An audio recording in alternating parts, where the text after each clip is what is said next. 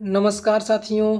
आज के क्लास में हम लोग देखेंगे नाउन्स के कुछ इम्पोर्टेंट एमसीक्यूज देखेंगे दोस्त, और साथ में जो भी क्वेश्चंस लेंगे दोस्त उसका उससे रिलेटेड जो भी कॉन्सेप्ट रहेगा उसका एक्सप्लेनेशन हम लोग करते चलेंगे दोस्त। ठीक है, उसको एक्सप्लेन करते चलेंगे दोस्त, ताकि आपका इस प्रकार से ये टॉपिक भी आपका क्या हो जाए, जो भी इससे इसका जो भी कॉन्सेप्ट है वो भी आपका क्लियर हो जाए दोस्त। ठीक है, तो चलिए सबसे पहले तो जो भी इससे रिलेटेड सबसे जो मेन पॉइंट है उसके बारे में जान लेते हैं।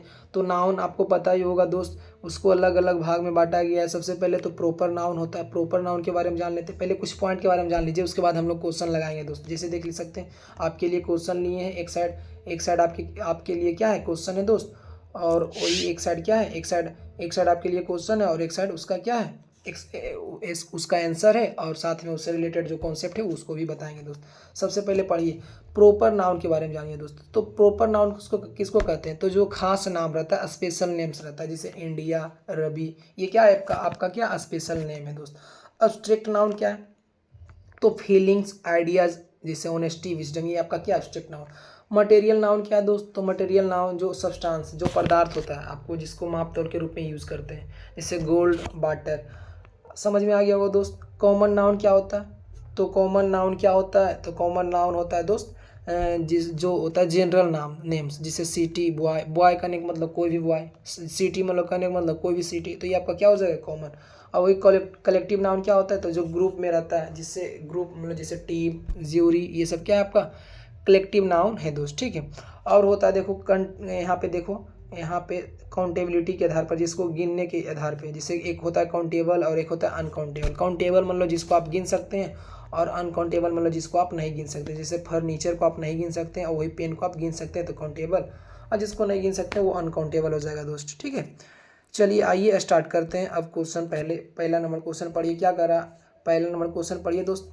तो identify the noun in the sentence. यहाँ आपके पास सेंटेंस लिखा हुआ, honesty is the best policy. बताइए इसमें नाउन क्या है, बताइए honesty is the best policy, ये जो सेंटेंस लिखा हुआ है दोस्त, इसमें नाउन क्या है बताइए, तो बेस्ट ऑनेस्टी पॉलिसी इज। तो दोस्त इसका जो राइट आंसर हो जाएगा ऑनेस्टी हो जाएगा। ऑनेस्टी, ईमानदारी आपका क्या है, नाउन है। और कौन सा नाउन है दोस्त, एब्स्ट्रैक्ट नाउन। चलिए इसका आंसर मिला लीजिए, और साथ में इसका एक्सप्लेनेशन भी जो एक्सप्लेन किए हैं कॉन्सेप्ट में जो लिखे हैं उसको भी आप देख लीजिए दोस्त। तो उत्तर आपका बी हो गया। अब कॉन्सेप्ट में क्या है, तो यहाँ ऑनेस्टी, ईमानदारी एक भाव, फीलिंग, आइडिया का नाम है। जो शब्द किसी गुण, भाव या अवस्था को दर्शाते हैं वे एब्स्ट्रैक्ट नाउन, भाववाचक संज्ञा कहलाते हैं। पॉलिसी भी नाउन है, लेकिन दिए गए विकल्पों में सबसे ऑनेस्टी है। ठीक है, आपका पॉलिसी भी नाउन ही है, लेकिन सबसे जो एक प्रकार से कर सकते हैं आपका ऑप्शन के में देखा जाए तो सबसे ज़्यादा क्या हो जाएगा, ऑनेस्टी आपका राइट आंसर हो जाएगा दोस्त। चलिए पढ़िए, which type of noun is team. पूछ रहा है टीम जो है आपका किस प्रकार का नाउन है, बताइए। Abstract, proper, collective, material. तो दोस्त ये जो आपका टीम है, ये टीम है आपका किस प्रकार के नाउन है, टीम एक प्रकार से ग्रुपिंग रहता है, तो ये आपका हो जाएगा कलेक्टिव नाउन हो जाएगा। क्या हो जाएगा, कलेक्टिव नाउन। देख सकते हैं दोस्त, इसका आपका क्या हो जाएगा राइट आंसर, कलेक्टिव।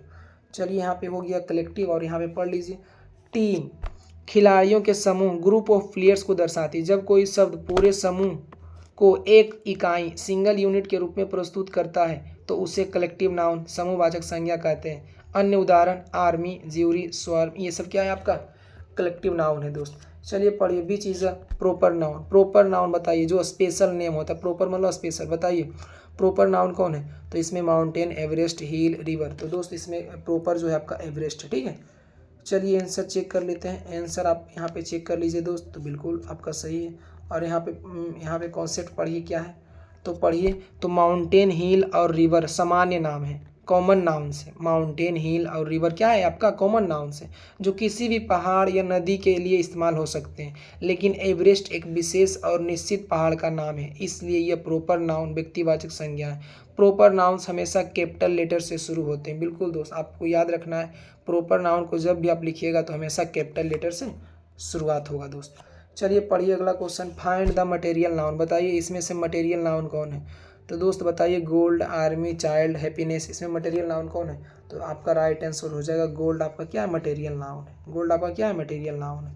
चलिए यहाँ पे आप पढ़ लीजिए इसके बारे में जो भी पॉइंट है लिखा हुआ, पढ़िए। तो गोल्ड, सोना एक धातु पदार्थ है जिससे अन्य वस्तुएं जैसे गहने बनाई जाती हैं।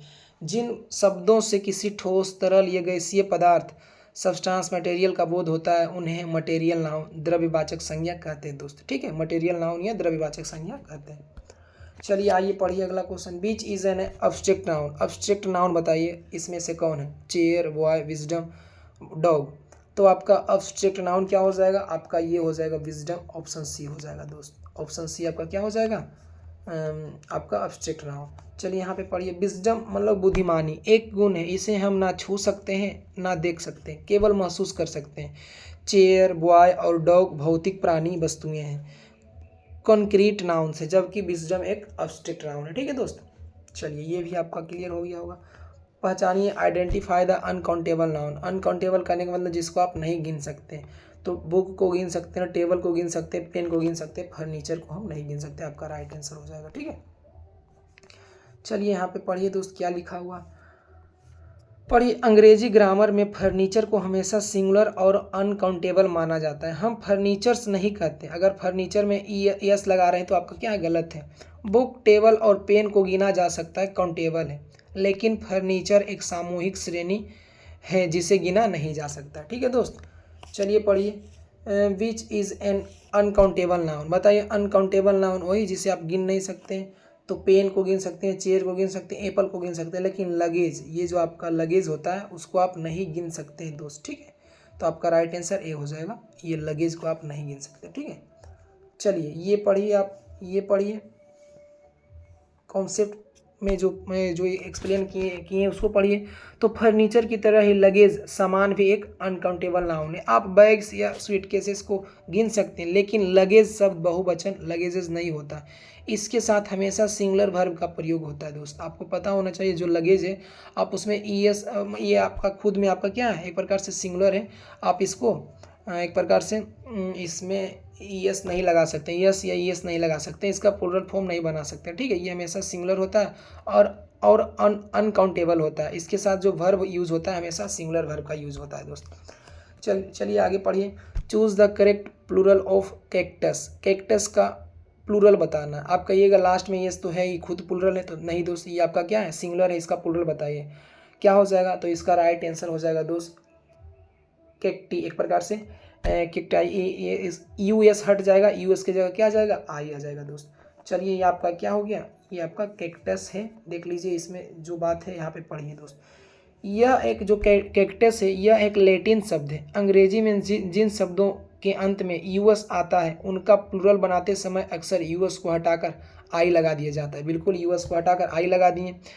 कैक्टस को कर दिए कैक्टाई और रेडियस को कर दिए रेडियाई। ठीक है, रेडियस में भी यही होता है। कैक्टस का जिस प्रकार यूएस को हटाकर आई कर दिए उसी प्रकार रेडियस में भी यूएस हटा के आई कर दीजिएगा दोस्त। ठीक है, चलिए आगे पढ़िए। Choose the correct plural form of analysis. Analysis का प्लूरल फॉर्म बताइए।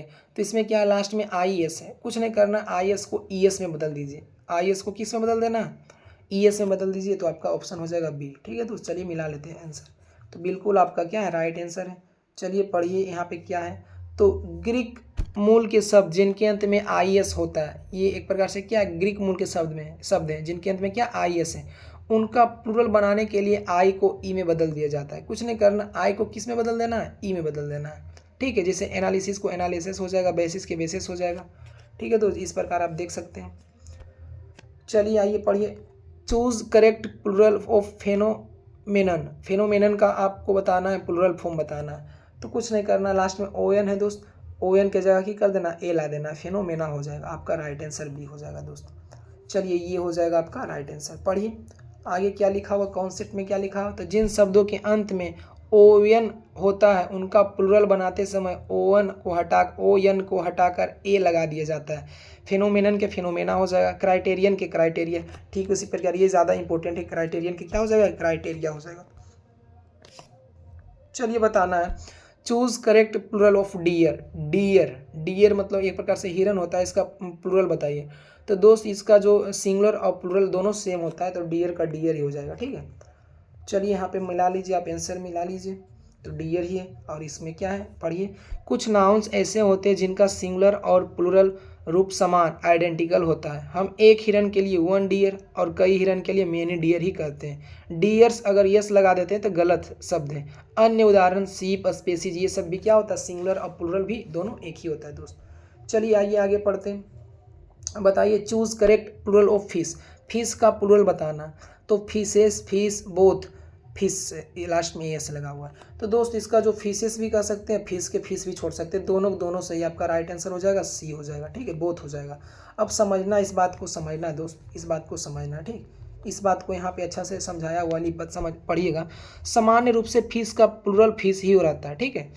फिश का प्लूरल क्या होता है, फिश ही रहता है सामान्य रूप से। जैसे आई सो 5 फिश, 5 फिश बोले या 1 फिश बोले, हमेशा फिश ही होता है। लेकिन जब हम अलग अलग प्रजातियों, डिफरेंट स्पेसीज की मछलियों की बात करते हैं तब फिशेस का उपयोग सही माना जाता है। इसलिए यहाँ उत्तर संदर्भ जो कॉन्टेक्स्ट पर है निर्भर करता है। यहाँ पे दोनों हो जाएगा, ठीक है दोस्त। चलिए आइए आगे पढ़िए। Choose the correct possessive form, this is खाली स्थान बुक। तो बताइए Ram, Ram apostrophe yes, Ram apostrophe, बताइए क्या होगा। तो दोस्त जब यहाँ पे क्या है, एक प्रकार से दिस इज, राम में अगर एपोस्ट्रोफी एस लगाना है, एक प्रकार से आपका राइट आंसर सी हो जाएगा। आप इस बात को यहाँ पे समझिएगा दोस्त, यहाँ पे इस बात को समझिएगा। जब हम किसी जीवित व्यक्ति का किसी वस्तु पर अधिकार, ऑनरशिप दिखाते हैं तो हम एपोस्ट्रोफी प्लस